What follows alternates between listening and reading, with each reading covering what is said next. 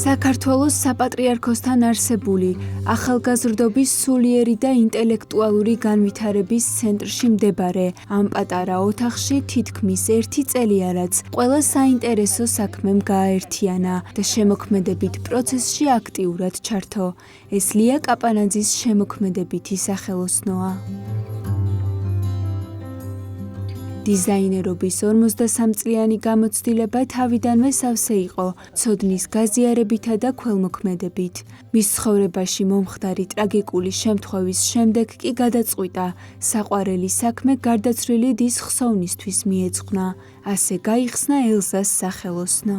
მადლობა უფალს რომ ამ წმინდა ადგილზე ვარ და მომეცა საშუალება ჩემი ცოდნა გადამეცა ქალბატონებისათვის უსასყიდლოდ რა თქმა უნდა დამეკარგა და ძიმეს სცენით.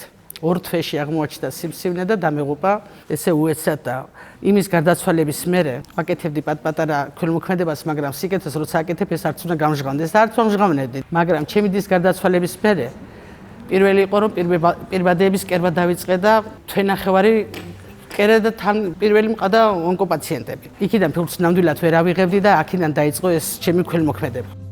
კერვა მოდელირების უფასო სწავლების პროექტი საპატრიარქოს ახალგაზრდულ ცენტრში მისი ხელმძღვანელის ჭყონდიდელი მიტროპოლიტის სტეფანეს ლოცვა-კურთხევით ხორციელდება. მადლობა მინდა გადავუხადო თქვენი ტელევიზიის საშუალებით პირველ რიგში ჩემს მოძღვარს დეკანოს კახაბერ ურუშაძეს, ძვირფას ადამიანს. მე თუ არ აქ დღეს ვარ მისი პირველი ნაბიჯი იქიდან წამოვიდა რომ მეუფე სტეფანესთან მივიდა და უთხრა ეს ჩემი მოსაზრება. მადლობა მინდა გადავუხადო მეუფე სტეფანეს გვერდში დგომისათვის. მადლობა მამა დავითს ახალგაზრდული ცენტრის დირექტორს. მადლობა ყველა საპატრიარქოს ვინც ჩემი ცოდნა, ჩემი ენერგია გადავცია ამ ქალბატონებს და ძალიან ბედნიერი ვარ. წამოვიდა იდეა რომ რეგიონებიდან მირეკამდა ქალბატონები ნეტა თქვენი სანახვთისნიერი ადამიანი აქაც იყოს და თავისი დაიბადა ეს აზრიც რომ მე რეგიონებში გავაკეთე განაცხადი რომ რეგიონებში ჩემი დიზაინერები გამოვიწვიე უпростоრად და გამომყვა 6 რეგიონი ჯერჯერობით. საჩხერეში უკვე გავხსენი პირველი საჩხერე დამიდგა ქალბატონი ქეთინო ფალავანდიშვილი, ნინო ჭანკვეტაძე, უკვე გახსნილია სხვითორში. ეხლა ვხსნი კორბოულს, სადაც მე დავიბადე და გავიზარდე მაღალმთიანი რეგიონი და ეხლა ოქტომბერში იქ ჩავალ უკვე 30 ქალბატონი იქ მელოდება. ნელ-ნელა ალბათ სიკეთე გადამდებია და მე მგონია რომ სხვა რეგიონებიც გამომყვებიან. იქნებ კიდეც დასაქმთ და იმუშაონ თუ არა და თავის ოჯახს ხო გამოადგება და გამოადგება. პირველ რიგში აქცენტი მაქვს მრავალშვილიან დედებზე, ონკოპაციენტებზე. გული გადააყოლონ. მე მყავს ახლა ჯგუფში დღეს თურქეთში არის გამოკვლევაზე და ჯანმრთელობას უსურვებ აქედან. მოსწავლეებს ჭრაკერვის ოსტატობასთან ერთად შრომის სიყვარულსა და ერთმანეთის გვერდში დგომას ასწავლის. როგორც დიზაინერი ამბობს, სურს მისი ნასწავლი საქმე ქალებმა შემოსავლის წყაროდ აქციონ და ამასთან ერთად წარმატების მისაღწევად გამოიყენონ.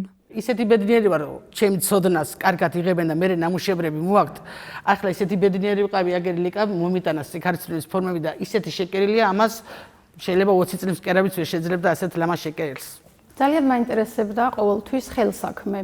ახლა კი მოგვეცა შესაძლებლობა გაგვევლო საპატრიარქოს და ქალბატონი ლიას დახმარებით ასეთი 6 თვიანი კურსი, სადაც ვისწავლეთ კერვა და მოდელირება და ეხლა უკვე დავამთავრეთ ეს 6 თვიანი კურსი, რისთვისაც უღრმეს მადლობას გადავხდით ქალბატონ ლია კაპანაძეს პირველ რიგში ამ შესაძლებლობისთვის და საპატრიარქოს. მიგვიღო მან ჩვენ როგორც არამხოლოდ მოსწავლეები, არამხოლოდ ჭრაკერვა და მოდელირება გვასწავლა, არამედ როგორც საკუთარი შვილები და ერთი ოჯახი ჩამოვყალიბდით. მადლობა ლიას რომ ეს დაარსა, მადლობა ვინც ხელი შეუწყო საპატრიარქოს და მადლობა ამ ადამიანებს. ძალიან კარგი ადამიანები გავიცანი, ძალიან კარგი ურთიერთობა გვაქვს.